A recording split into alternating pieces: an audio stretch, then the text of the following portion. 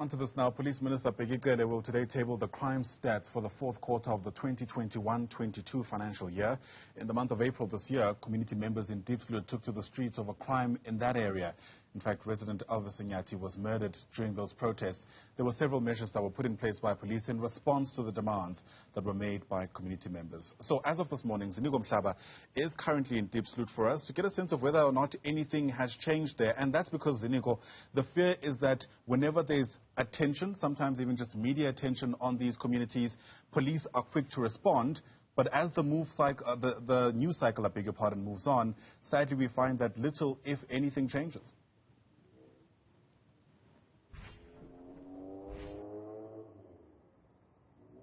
And good morning to you, Ayana, and that's exactly why we've decided to come here again as a Newzroom Afrika just to probe how things have been unfolding since the last visit of the Minister and MEC of Community Safety here in Gauteng and many other police managers here in the province, in the region, but also in this district. So we are outside the Diepsloot police station in Extension 2.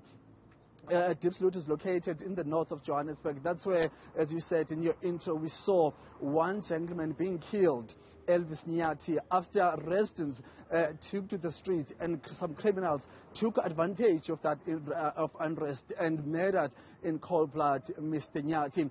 Following that, Ayanda, we saw SAPS leaders coming to calm the situation. Police Minister was leading that pack and eventually was joined by the Home Affairs Minister, Dr. Aaron Motsoaledi. Also saw the Premier of Gauteng also coming to this area to speak to the residents just to get a sense and to get a sense of what is at the core of their challenges and some of the issues committee members are complaining about or addressing as major concerns was the lack of police visibility, saying when it comes to policing, they are not getting the service they deserve.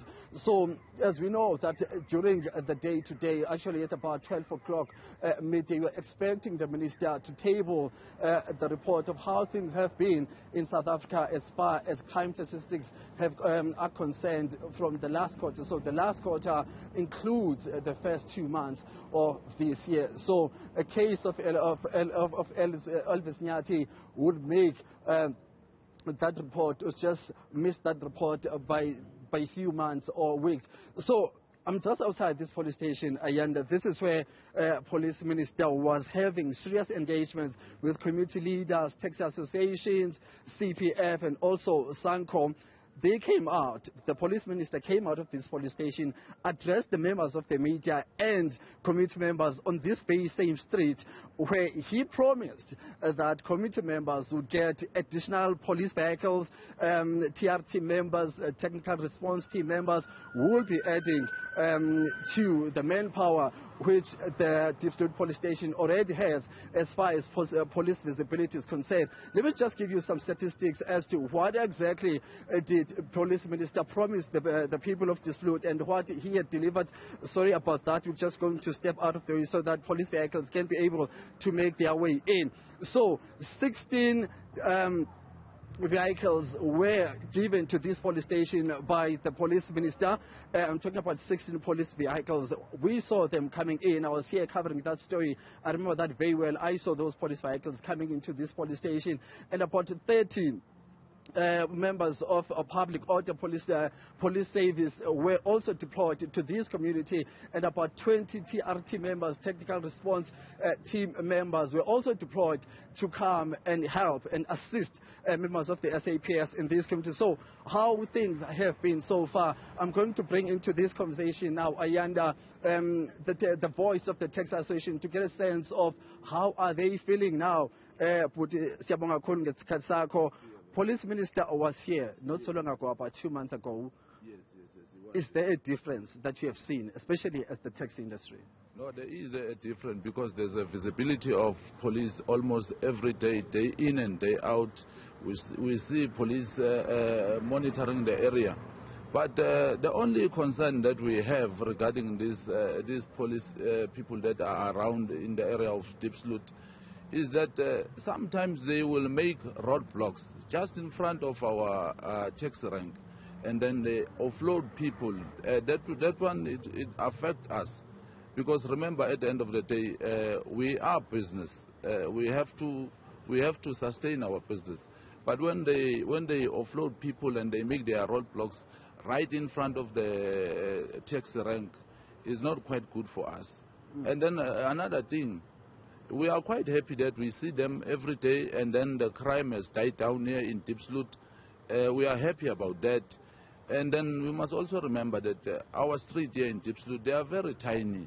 We share this street with the community of Diepsloot. But the police, sometimes they don't treat our drivers very well. We now and then get reports that they've been beaten by the TRT, which we are not happy with that. All right. Sorry to cut you, sir. So just talk to me about the last point that you're making. And you're alleging that some TRT members, which are formerly known as technical response team members, do get, they abuse your members. Have you been reporting those incidents? And what has been the response of the SAPS here in Diepsloot, but also on the issue of community members blockading some roads, obviously disturbing your operations, the taxi industry? What reasons have they been giving you as you've been engaging? No, we did not report. We have not yet reported them. Remember, these TRT guys, they use cars that are not marked. When the driver comes and report to me, like the last time the driver was there reporting to me, I asked of the name of the TRT member that beat him. But he said he had no name tag and the car was not branded. So it was quite difficult for us to go to the station commander and report that. Okay, thank you very much for bringing us up. Thank you. Thanks a lot. So that is Mr. Hlongwane. He's the PRO of the Taxi Association here. He's generally happy about the presence of SAPS members. He is admitting that yes, there is some improvement in terms of police visibility, but making an allegation there that the members of the TRT force have been abusing some taxi drivers here. However, he's also accepting and acknowledging the fact that they have not formally lodged complaints to SAPS leaders. So that's the situation here. That's the one voice the Taxi Association throughout this morning. Ayanda will be speaking to other voices in this community, gauging and probing how are they feeling about the police presence here, and if there's any change since the visit of Police Minister Bheki Cele. An important story to keep watching. Ziniko Mhlaba, for now, thanks very much indeed. Ziniko's live to us there from Diepsloot in Johannesburg.